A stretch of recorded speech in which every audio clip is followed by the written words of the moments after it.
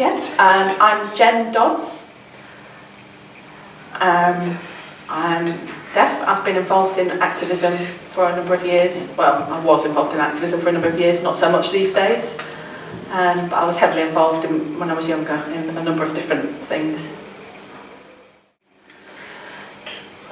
It's difficult to pin down exactly when it started. I'm just trying to think. I mean, I grew up seeing a lot about the miners' strike on television as a young kid, and I think that kind of instilled in me the idea that you could challenge authority. Although I was deaf, my parents took the time to explain a lot of what was going on at that time, and so that was kind of an idea that I grew up with. As I got older, I realised that I was a lesbian, and so became involved with gay pride, went on a lot of pride marches. I remember going to a demo or a rally to Parliament in Westminster about the age of consent, and I think that was probably, was that early 90s?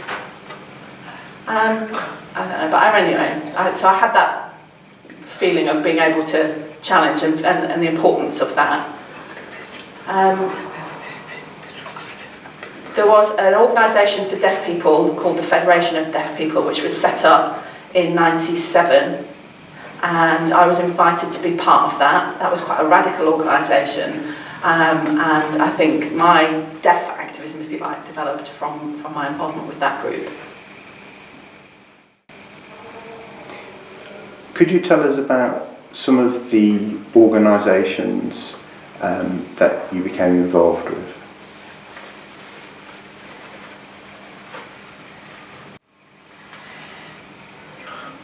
Yeah, I mean, as I mentioned, I was involved with FDP for, I would say, maybe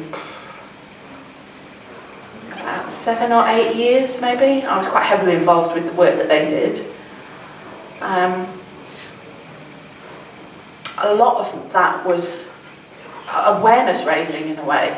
So it was kind of keeping the deaf community informed of alternative viewpoints, I think, because the deaf sector was very controlled by charitable support at that time, and I think but that goes for both national deaf organisations and local ones, which had their roots in churches and missionary support, and then become charities or had attained charitable status, and they generally didn't have a very progressive, can-do kind of viewpoint. And a man at that time called Dodds, who had been previously involved with the RNID, that's the Royal National Institute for the Deaf, as chair, realised that the whole institution was very patronising, very. So he set up the Federation of Deaf People, and a lot of the thinking behind that was to sort of raise awareness of within the community of people's rights and about how things were organised, and the marches for BSL recognition kind of came from that. So we wanted to see that the UK government recognised British Sign Language as an indigenous language of the UK. We did attain that. It was officially recognised, but that recognition didn't come attached to any kind of legislation, which is a bit disappointing. But my involvement with that led on to me being involved with a splinter group called the Deaf Liberation Front.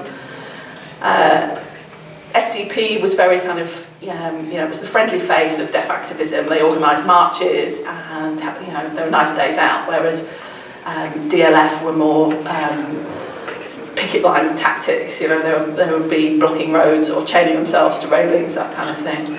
A bit more. And so from DLF, the Deaf Liberation Front, a number of us got involved with DAN, the Disabled People's Direct Action Network. So a few of us got involved with the work that they were doing on a kind of broader scale, and we had a good relationship. The two groups had a lot in common, and we learned really a lot from them. So we picked up a lot of tactics, and they were really supportive in what we wanted to do. A couple of deaf people trained in climbing through them. One of the great memories I have was of a woman called Millie Vagdama. I remember her climbing a lamppost outside Parliament, right to the top, to hang a massive deaf education banner. I've got a photo of it somewhere, I think, but that was a really amazing day.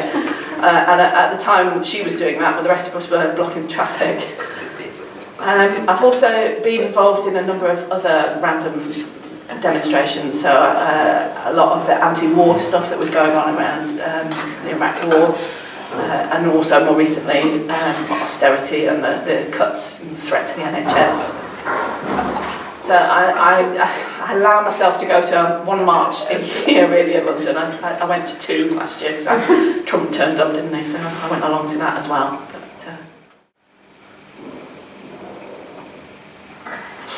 Many. One of my fondest memories, I think, was on the BSL march in 2000. There were about 9,000 people, deaf and hearing, who turned up for that. It was the second march, I think, that we'd organised, but we had a lot more people come to it, I think because, you know, the people that turned up on the first one said it was a good day. So it was a busy event for us, so a lot of stewards, and I was trying to organise them. We were running right down to Trafalgar Square at the front of the march and getting up on the plinth to await the march to arrive. It was me and a couple of stewards, and just being blown away by seeing all these people just marching into the square. It was amazing, really amazing. So I think that's one of my favourite memories, but I don't know, there's probably lots of things I could share you of. I mean, there's a lot of bad memories as well, of, you know, standing outside with banners in the pouring rain or freezing cold or whatever. So it's got, yeah, quite a range. I think one of the best things for me was the things that people learned as being part of that. You know, knowing that people were on our team and you know, that we believed in the same things, and that kind of strength in community. And I think that was a real shot in the arm for a lot of people. You know, it was a real, it was important, I think. Really important. I mean, BSL recognition is still an unresolved issue. To be honest, I don't ever see it being resolved to the satisfaction of the deaf community. Getting legislative protection is kind of considered to be too expensive, too much hassle, and I just can't see it happening.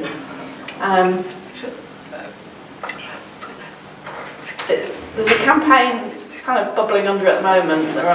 It's not a fully formed campaign. I think there are individuals that are kind of doing things, but I think maybe later they might join together.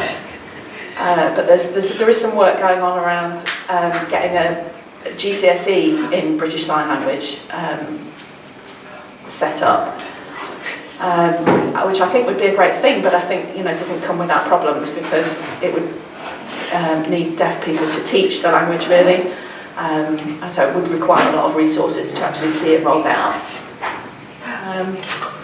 I mean, I know, going back to BSL recognition, Scotland recently instituted legislation to protect British Sign Language in Scotland, the BSL Scotland Act. So it'd be interesting to see how that pans out. I think that deaf people still need to be more assertive about what they want and what they need. But I think that that's an ongoing issue for lots of people and not just deaf people.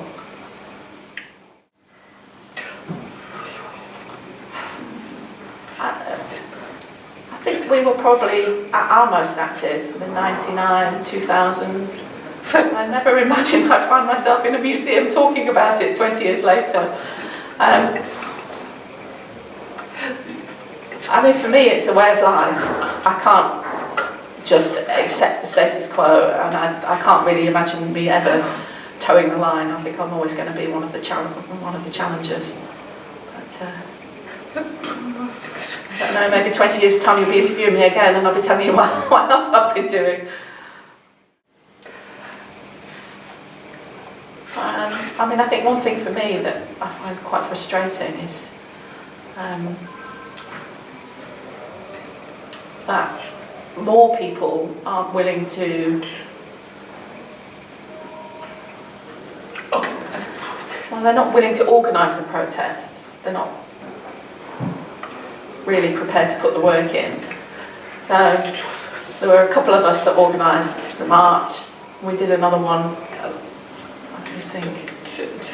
Oh yes, that's right. It was the Stop Changes to Access to Work protest. There were a lot of problems for deaf people within employment when access to work started to bring cuts into their funding for interpreters in the workplace and put caps on their limit of how much they could claim in a year. So there were a couple of us that organised the whole thing, really. And it's disappointing that more people aren't willing to get involved. It's been much more difficult, I think, since the terrorist legislation has come in. It's not so easy to organise a march these days. So now I think things are different, the climate's just different. They're there, there are some people there. The GCSE campaign that I mentioned earlier, one of the main players in that is a 12-year-old boy. So that's, that kind of thing's really great to see, and I'm going to meet him soon. I'm interested to see how, what develops with that and with him. So there are others. We need a kind of organisation or something like FDP to kind of put these people in touch with each other and give them a structure to, support each other. And we don't have any structure at all like that anymore. We have the BDA, the British Deaf Association, but yeah, yeah, a bit up and down.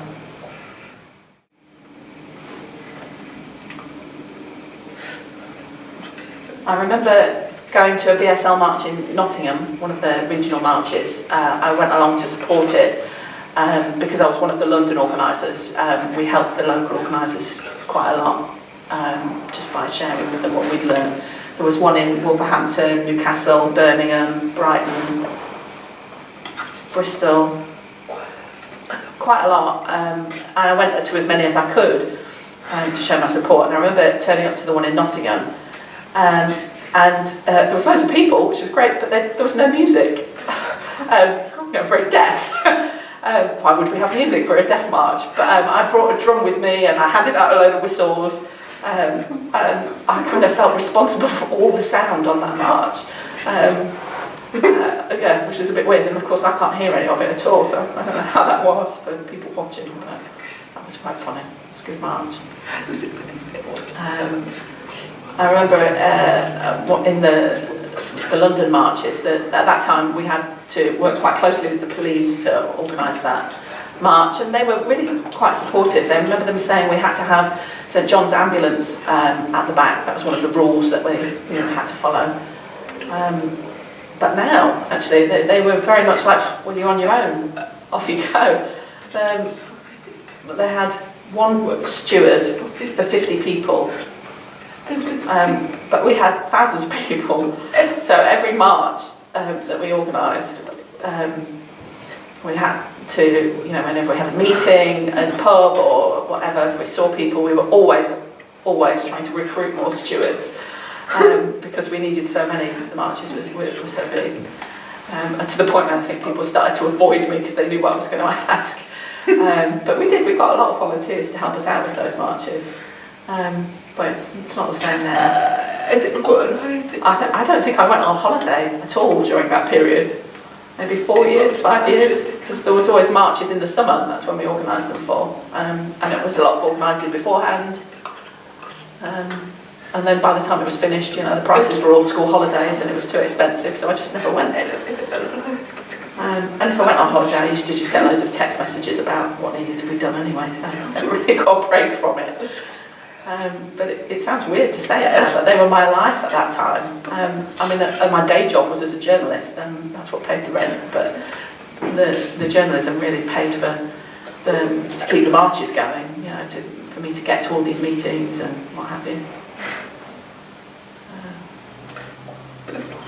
But I don't have any regrets about it. It's a good time.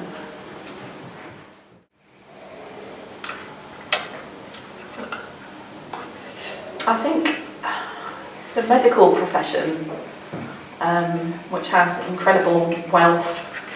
So much money spent on trying to eradicate deafness, find a cure for deafness, develop new equipment to solve the problems of deafness. So much money goes into it, and I think it's so difficult to fight that because it's so vast. And I think I realise now that that's perhaps not the right place to go with it. We did protest at a lot of medical conferences. There's one in the middle of nowhere somewhere, just on a university campus out somewhere, and we actually infiltrated the conference. We got into the conference hall. I think there were 5 or 6 of us. We were all deaf. We went into the conference and sat down, but we had no idea how loud we were when we. And there was no interpreters in there at all. Everybody was there, talking and listening to the speaker or whatever. We got in, but it kind of felt so weird that they were talking about us, but there were no deaf people there. There was no interpreters there. They didn't even know we were there. And I just think, how do you find that? And of course, as soon as we revealed ourselves, we were thrown out. We also, at the end of the 90s, there was a lot of protest about hearing leadership within deaf organisations. We wanted to see deaf people leading those organisations. And I remember going to one organisation where we had a meeting with the chief executive, and we actually asked him to resign. Of course, he said no. But it was kind of the principle of making them aware of the fact that we felt that wasn't right, and making other deaf people aware of that. This particular person had a medical background, and of course, on the day, face to face with him, there was no way we were going to walk out of that meeting and be able to say, yeah, guess what, guys, he agreed to quit his job, and it was never going to happen. But from doing those kinds of things, I think the deaf community started to understand the issue better and know more about, how to be more assertive and to come to realise that they can do this for themselves. They don't need hearing people to help them. And so I think that even though those individual actions weren't necessarily successful in themselves, they led to that kind of growth in understanding and assertiveness within the community. So I think, in general, deaf people just accept less crap now.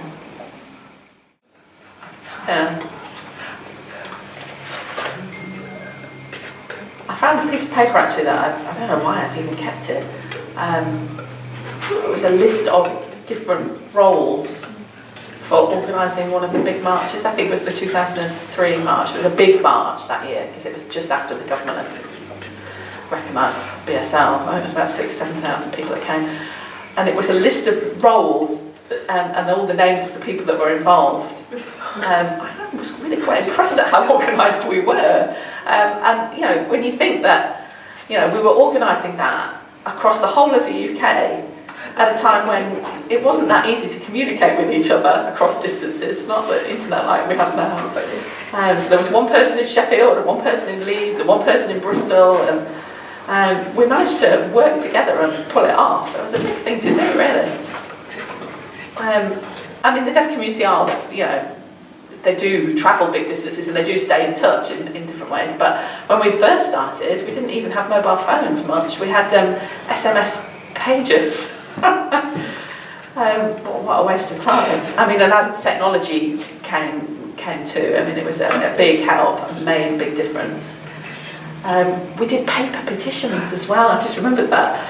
And the address on the petition was my home address. And the postman used to really hate me because we sent these bits of paper out all over the UK, and people would take them to their local deaf club or whatever and get hundreds of signatures and then post them all back to my house. And we were really shocked by how many we got back. We had a great stack of paper, huge, great piles of it, of signatures from all over the UK to this petition. And we actually took that to 10 Downing Street, delivered all that paperwork as our petition. It's not like just signing up online now, is it? It's not the same.